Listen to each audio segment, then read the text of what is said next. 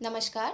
मैं हूं शोभा किरण। आप देख रहे हैं मीडिया पंचायत और आप सबका बहुत बहुत स्वागत है हमारे साप्ताहिक कार्यक्रम जिसका कि नाम है नवांकुरों का कोना।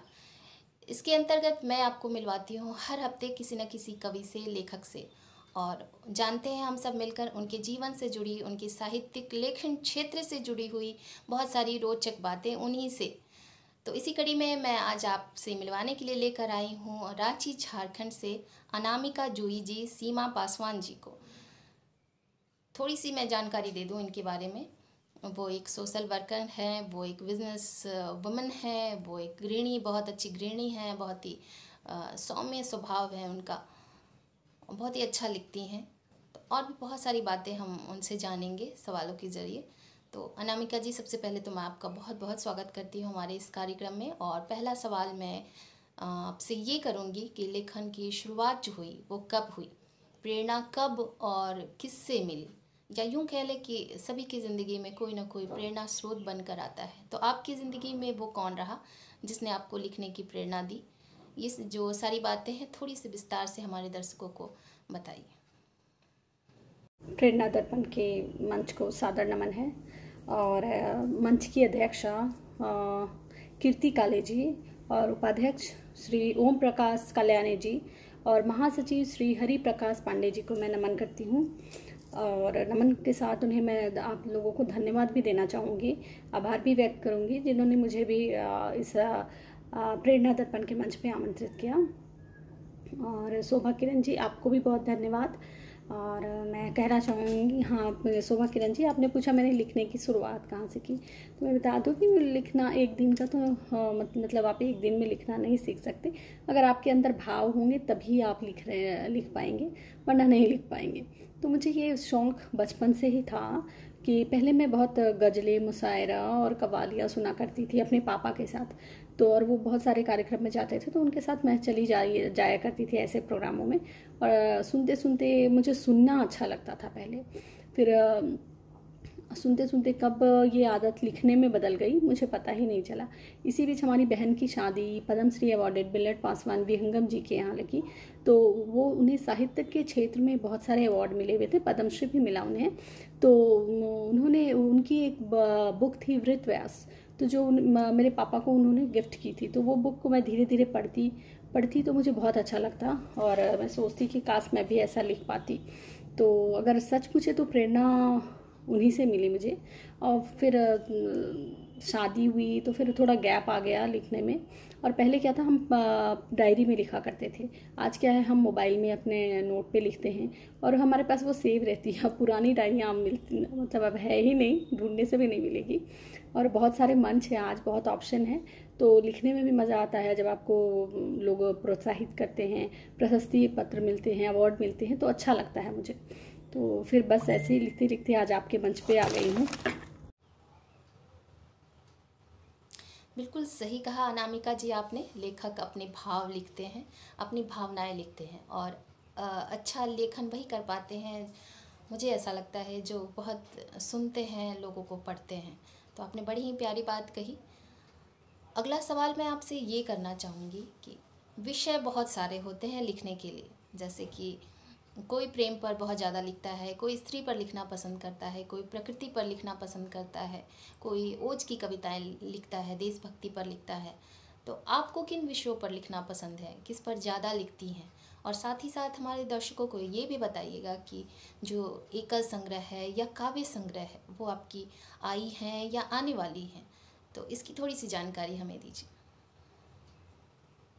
हाँ जी, आपने पूछा कि मुझे किन क्षेत्रों पे, मैं बता दूं कि मैं हर क्षेत्र के मतलब हर टॉपिक पे लिख सकती हूँ, लिखती हूँ।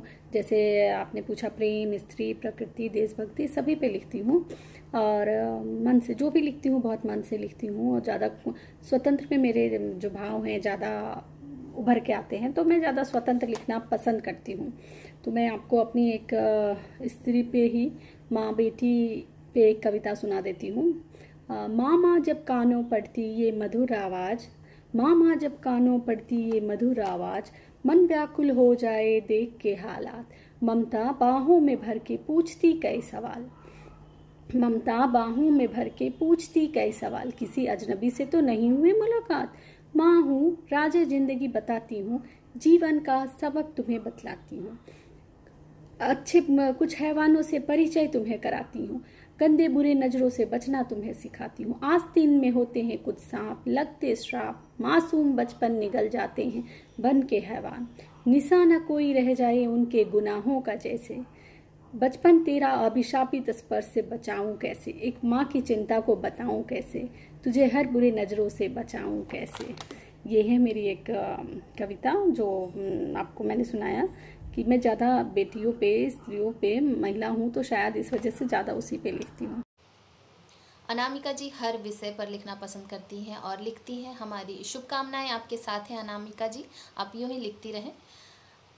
अगला मैं आपसे ये सवाल करूँगी कि हर लेखक की अपनी एक शैली होती है, फिर भी कहीं ना कहीं वो किसी रचनाकार से प्रभावित होता है, किसी कवि से प्रभावित होता है और उसकी जो झलक होती है, उसका जो प्रभाव है वो रचनाओं में दिखाई देने लगता है। तो आपको क्या लगता है कि आपकी रचनाओं में ऐसा कुछ है या आप किस से प्रभावित बहुत ज़्यादा हैं? तो वो हमें थोड़ा सा बताइएगा।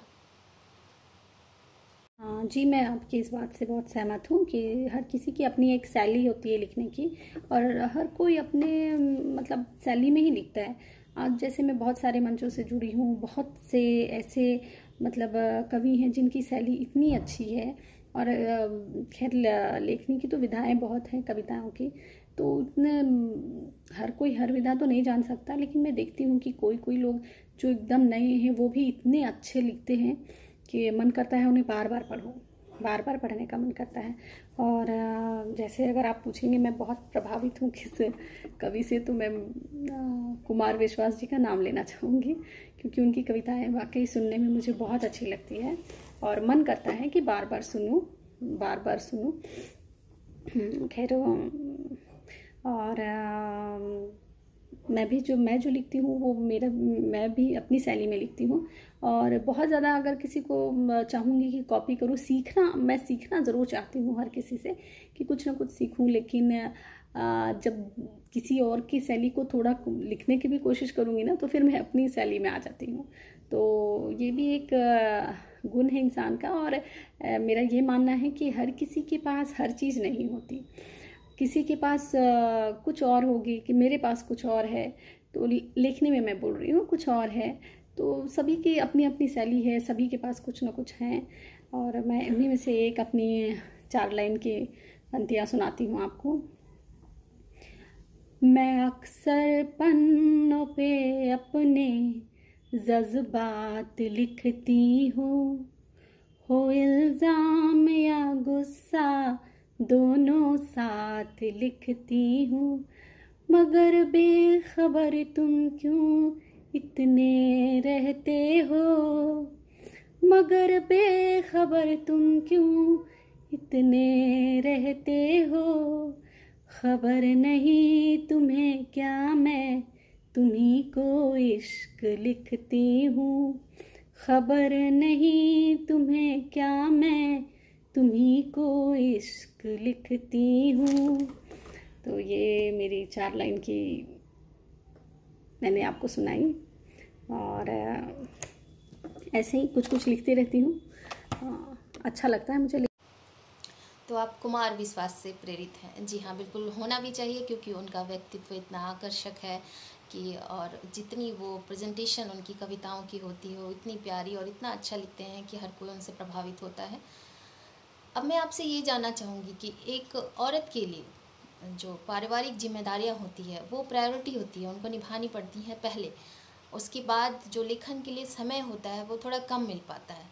तो आप कैसे मैनेज करती हैं इन सारी चीज़ों को, सारी जिम्मेदारियों का निर्वहन करते हुए लिखने का टाइम कैसे निकालती हैं? परिवार का कितना सहयोग मिलता है लिखने में, कितना सहयोग करते हैं आपका, प्रेरित करते हैं? और साथ ही साथ चलते चलते अगर कुछ संदेश देना चाहें नवांकुरों को तो वो क्या होगा?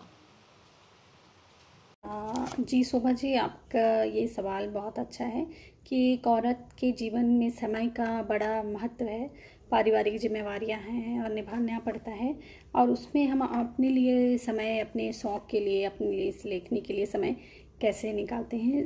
तो सही बात है, मैं एक बिजनेस भी है मेरा, हस्बैंड है, बेटा है, उन सब के साथ साथ कुछ बाहर की भी जिम्मेवारियां हैं। तो और घर भी रसोई भी संभालना होता है। तो इन सब के बीच कहाँ मैं समय निकालती हूँ।